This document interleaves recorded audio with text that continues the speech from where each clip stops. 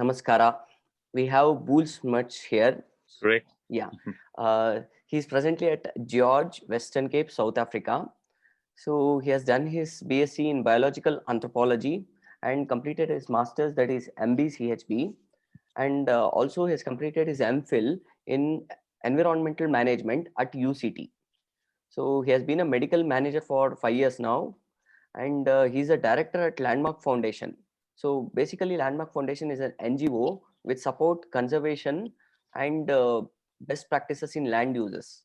They focus on landscape conservation and ecological restoration, and also on human wildlife conflict mitigation and management. So he's also very highly skilled at conservation issues, sustainability and environmental awareness. So as we can see from his profile, he is a kind of environmental guy, wildlife conservationist guy. So let's jump into the questions and ask him. So Bool Smuts, can you please tell me about yourself and your interests in the field of wildlife conservation? Like, how are you, like, how did you get that idea of wildlife conservation? I have that passion like that. Yeah.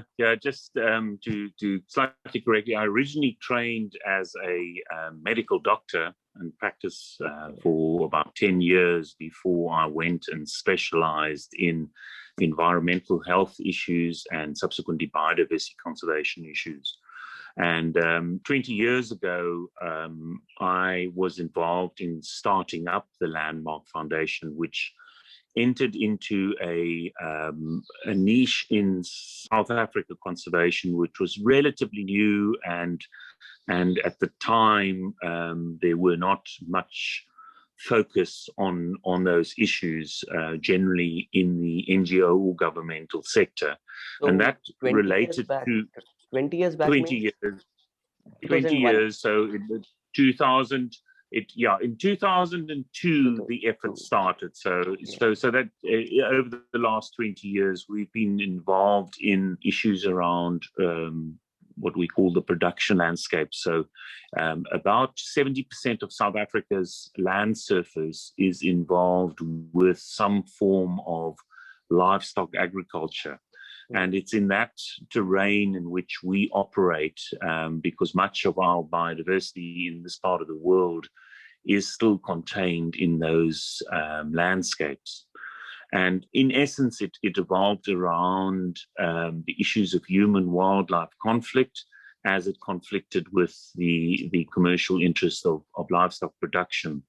And we have focused on some species, so the top trophic level species and leopard conservation in particular, but all sorts of other trophic level impacts that agriculture has had.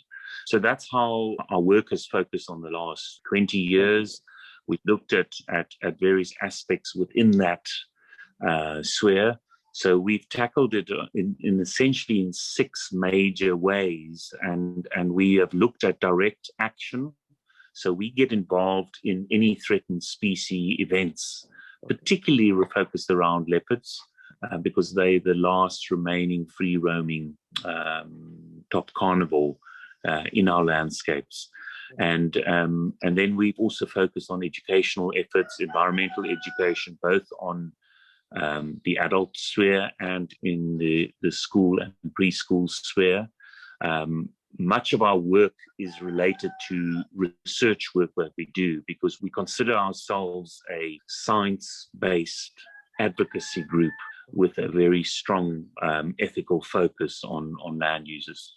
And then the third component is we try and expand landscapes in which biodiversity is welcome and supported and rejuvenated and rehabilitated.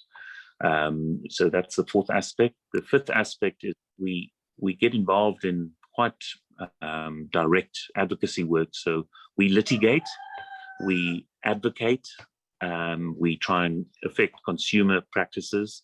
And then the last sphere of our work is we try and create mechanisms for payment for ecosystem services. So we're looking at green labeling efforts and the like.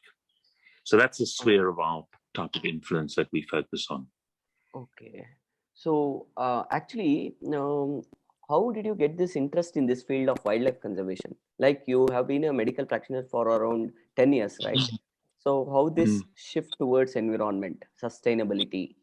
Well, that component of it was a personal journey, I guess, in looking at health and looking at the broader impacts of health. So it makes absolute sense to me that it was the focus of my interest in health focused to a bigger patient, if you wish, and looking at the ecological health of our landscapes and how that directly affects human beings. And I actually just had the conversation in the last 2 days with a planning team, and us bemoaning the aspect of we generally accept in society that healthcare and education and housing and sanitation are services that are generally provided by our nation states to people. But it's very, very difficult, and for us ecologically minded people, it's very difficult for us to accept that the state does not see the care for the health and well-being of our ecological patterns and processes as being a service. And if you look at the political issues around the global commons, that's where the default lies, is that our nation states have not stepped up to the plate to provide that service. And we in NGO world really thrive where governments fail. And that's a sad reality, and it's a sad reality in all sectors, whether you look at healthcare or education or human well-being, social justice issues. They really create the environment where NGOs step into the breach. And I think a lot of that breach, at least in the ecological sphere, comes about because I think governments have failed. They have failed to address the ecological health of our landscapes. And that's where we as NGOs bring our contribution, rightly or wrongly.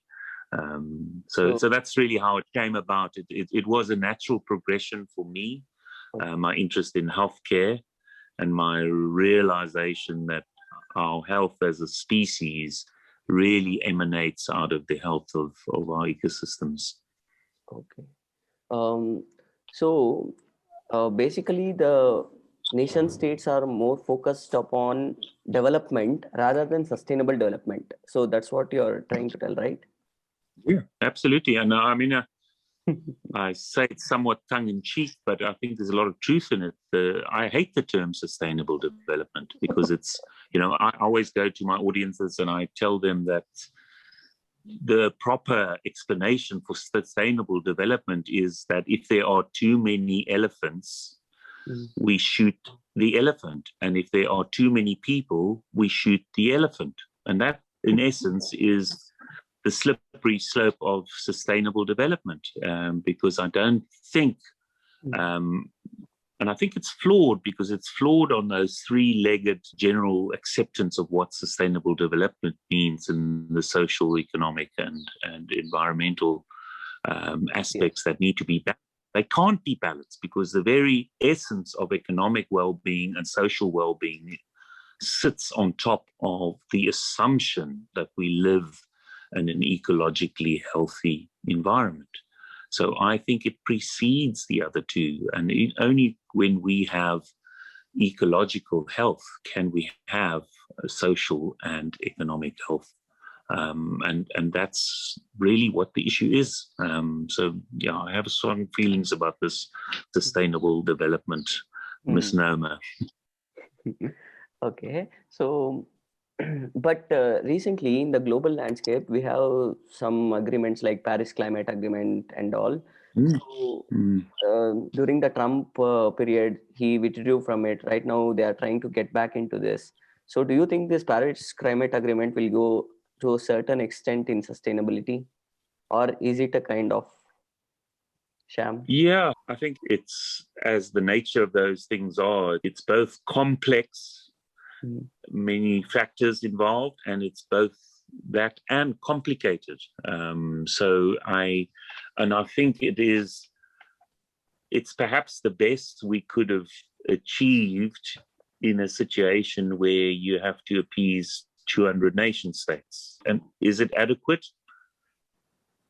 No, it's not adequate. It is, but is it a step in the right direction? Absolutely. And I think we need to build on that. And we as agitators in the environmental sector have to keep agitating, because governments I don't believe firstly, they act in self-interest, perhaps for their narrow interest of their nations, and sometimes even not. It's for other nefarious agendas. But I think for the crisis we faced, both in diversification, climate change, biodiversity loss, water issues, land issues, we can carry on naming them. I don't think it will solve all the problems, but certainly it's a step in the right direction. And I think we ought to support it, but not give up the fight to ask for more, because we're fighting a rearguard action. Yeah, and I think I have heard this Zero Water Day, something like, is it Cape Town that suffered from absolute zero water? Yes, absolutely. It came within days. Came within days of running out of water. First major city to do so. I think they averted it really by literally days when the rains eventually came. So, I mean, those crises are. I think Sydney was facing similar sort of issues, and now they're having massive floods, and and you just need to look around the world. And as far as climate change is concerned, coming back to the biodiversity debate, we are faced with an environment that has been degraded to large extents, and particularly where I live, there's been transformation for hundreds of years now. And it is just an added stress and an added complexity in managing those issues with the stresses that these species are faced with, trying to hang on to existence in some areas. We've seen the drought in southern Africa is now partially broken. I'm sorry. It's fine. And we've only partially broken the drought now in recent months, but we're certainly not out of the woods. And we've had a 6-7 year drought in our areas that has put a great deal of stress on the natural environment.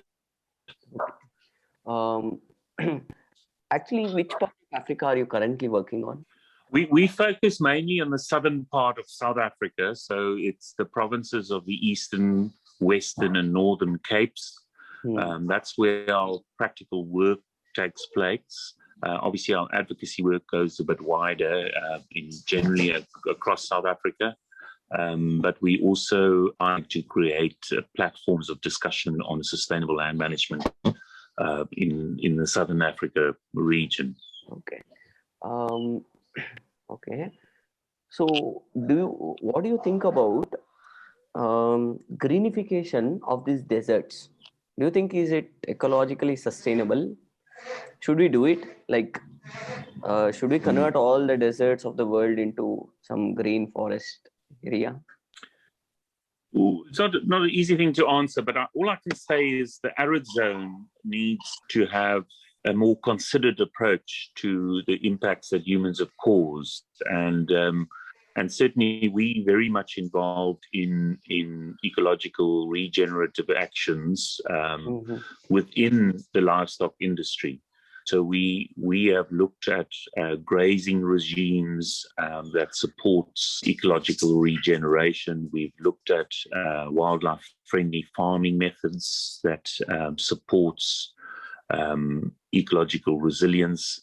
And so, yes, I think there's much to be done. As far as your question is concerned, I think that is much more a realistic, beneficial system that immediately brings benefits to local communities, the whole pastoralist community, which is spread out through all the arid zones of the world. If we can look at more sensible rangeland interactions between humans and people. I think we can do a lot for ecological regenerations. We can do a lot for carbon sequestration through improved rangeland management and livestock management. So I would be more supportive of those because I think they're very real, they're very beneficial to local communities, food security issues, all of those things. I do not know enough, nor am I against it, but I just don't know how realistic it is. Some of these large-scale tree planting initiatives, knowing how difficult it is to nurse a tree into life in an arid zone and with climatic changes and a very distinct dry season and ever shortening growing seasons, with the rain events being less reliable and more amplified in those areas. I don't know how realistic. I think there are easier lower-lying fruits to deal with in arid zone management. And it's principally, I think, through livestock management, sensible livestock management, and more productive livestock management, we can do a lot for rehabilitation. And those tools they're not new, they're ancient tools. People have been tending livestock for thousands of years. It is just the modern way of doing it, I think, that has amplified the impacts and worsened the desertification, which I think are reversible. Okay. I think you said that majority of people in South Africa are involved in farming, right? Well, no, not quite that, but I'm saying the majority of the land surface is engaged in. So it's about 70% of South Africa's land surface is engaged in livestock agriculture of some sort. And I think therein lies a very large surface area that is managed in a manner that exacerbates desertification. It exacerbates biodiversity loss. And there are mechanisms in which we can support and promote that reverses that. So that's really where we focus on, because I think those are low-lying fruits. There are lots of attitudinal changes required, but they certainly are successful and doable. Like concentrating on organic farming techniques like that? Yeah, and regenerative agriculture, and using high density, short duration animal impact and giving the veld a protracted period of recovery, particularly in moisture constrained environments, in dry environments. If you just rationally think about it, is the less moisture you have, the more recovery time you give your veld, the more regrowth you get, the more animals you can support. And it goes with the co-evolution that took place with these large herds of herbivores that migrated across the arid zones of Africa, certainly. And I think some parts of the other parts of the world have had similar systemic effects. But we changed that. We changed that with fencing. We changed that with modern agriculture. We changed that with, some of in the sort of communal areas, the tragedy of the commons, where everybody rushes for the best grazing and don't give the veld the time that it needs for recovery. Yeah. So, what's unique about Africa's wildlife and diversity? I think on the face of it, look, there are different systems of Africa. There's obviously the desert systems, there's the savanna systems, there's the Cape Floristic region, and there's the tropical forest system. So obviously those have all got its unique features. I think what is interesting about Africa is that the megafauna have survived. On a reasonable scale, obviously varying in some areas. So also some of the large carnivores and predators have survived, also patchy in places. So I think that's what's interesting about Africa on a global scale. And the challenge is that the same can't be said about Australasia. I think Asia has got some challenges with that. North America has got some challenges with that. Obviously, the forest systems are different, but so I think that's what's interesting about Africa. And but yet we are faced with massive social economic issues in Africa, and the equity at which people get access to resources is obviously it's both a colonial relic and also further exploitations of other groups that has resulted in those challenges, which is really a social, environmental, and economic justice issue. So Africa certainly has its share of challenges, and what we try and do is try and find our way through that to get a better dispensation for the ecological resource, because if we can look after that, at least there's something left for future generations for people to access.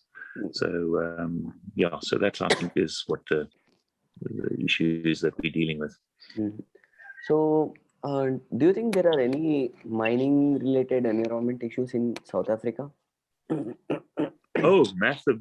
Yeah, South Africa has been, I mean, the state of South Africa has got a very interesting history with mining, and it was closely associated with the colonial era and the building up of certainly although we sort of classed as a low-income country, I think we're probably more deserving of being a middle-income country.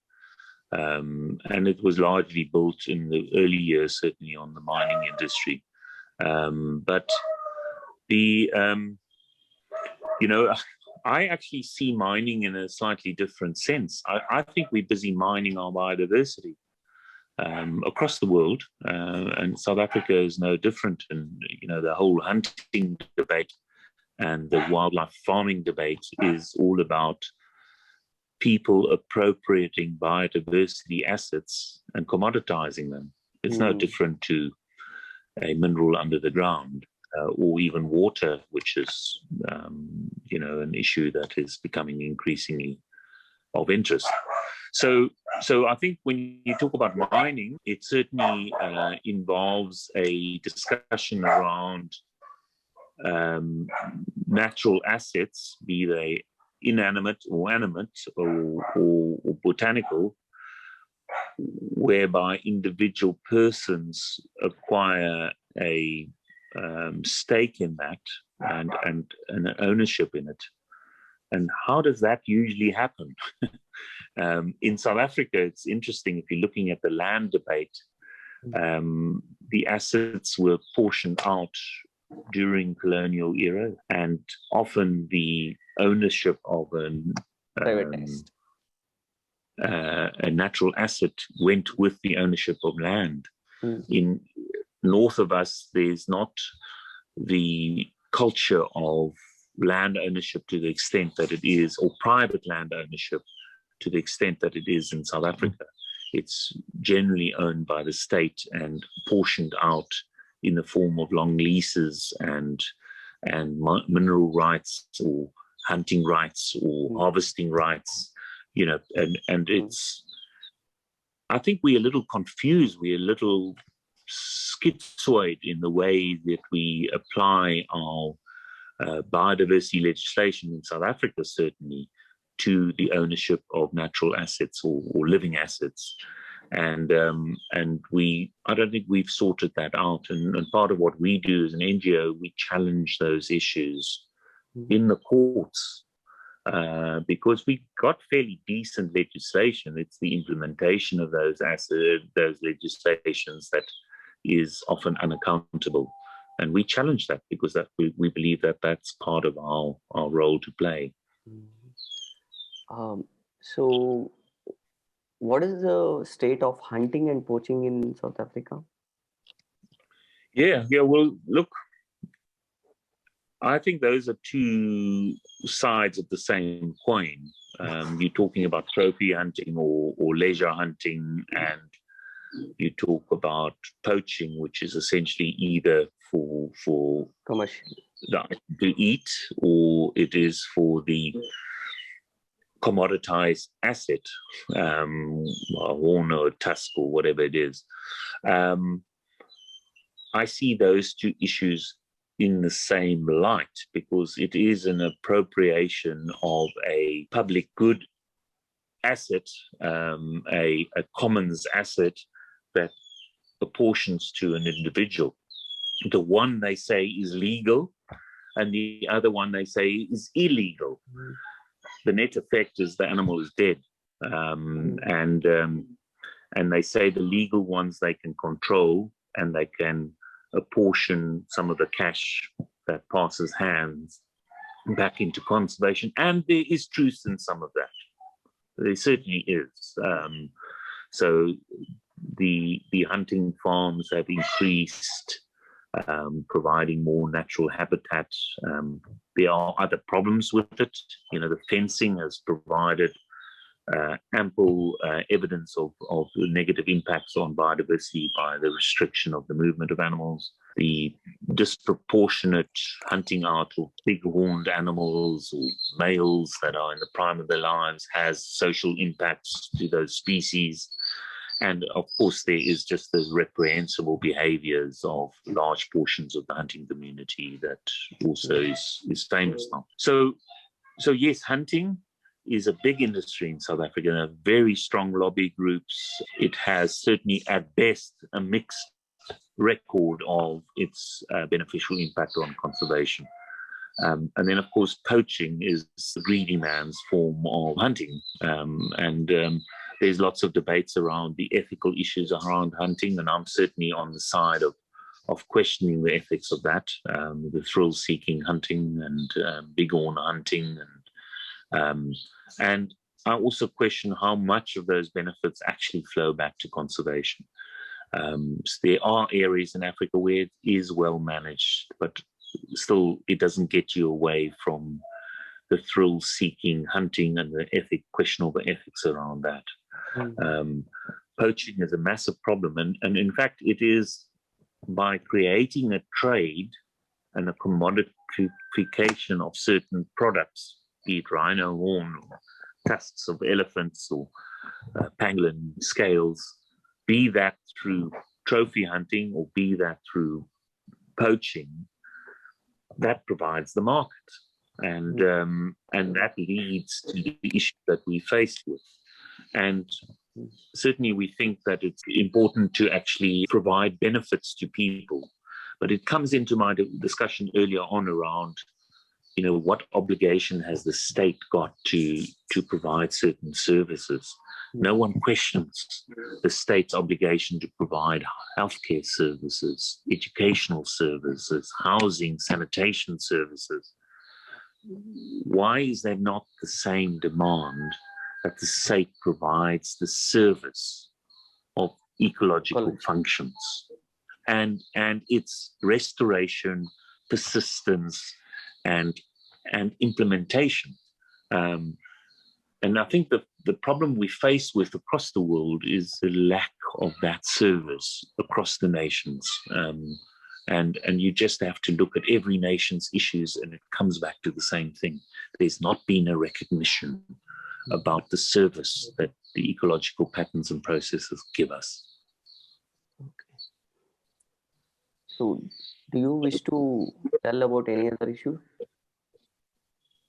No, I just think I think we as an NGO sector has been, I think, yeoman in some of the places where it's fought for, and we certainly take leadership from others where we have watched organizations that have fought for their little corner, and I think we as an NGO sector have stepped into that breach inadequately, for sure. I mean, we just can't get to all the issues, but I think it is I think we as a society need to recognize that if we don't look after that service that the ecology provides, we will collapse as a species. And I think we're seeing symptoms of that.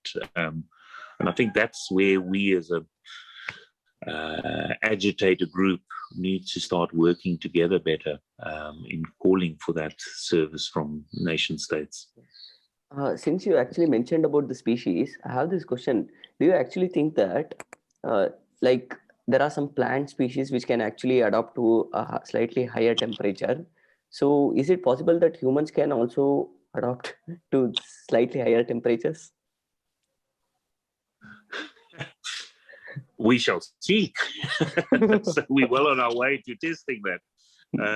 But it's, it's actually quite interesting living in a very arid zone and a very hot zone. And particularly our landscapes in which we operate are predicted to be on the outer extremes of those predictions.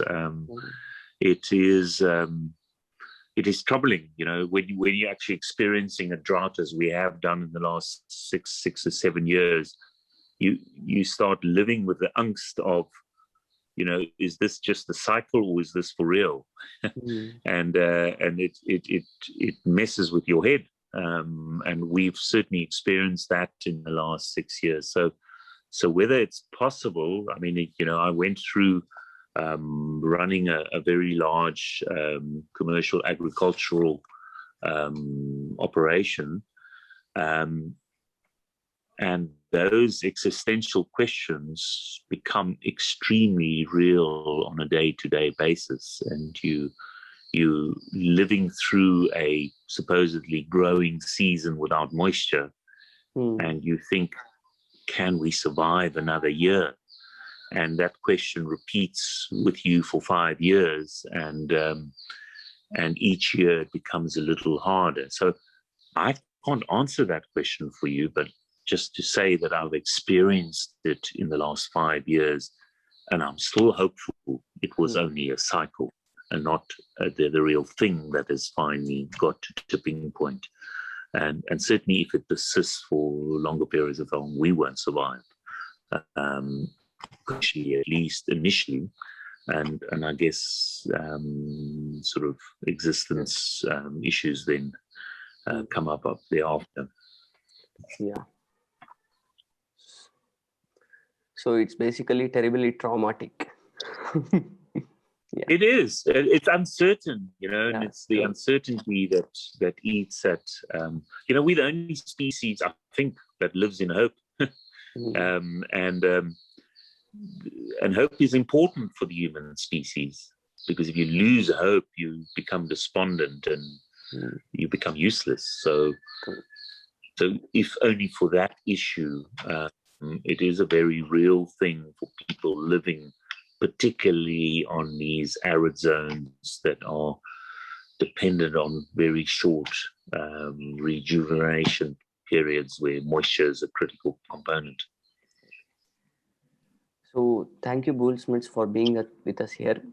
I think I took a lot of your time, but I was fortunate enough to know from you so many things about conservation, mitigation, land uses, so everything about the environment and sustainability. And you give a beautiful outlook about what is happening in Africa, South Africa and all. Thank you very much for accepting our invitation into our channel, Pen Name, and sparing some time for us. Well, I think it's a great honor. Thank you for making contact. And it's, I think it's important, I think us conservationists are poor at giving our messages across. So we need people like you to help that, because we tend to be a bit preachy and we tend to not win supporters. And we're only going to win this battle if we have supporters. So messaging, it's all about the messaging. So I'm honored to be part of this. Thank you. Thank you very much.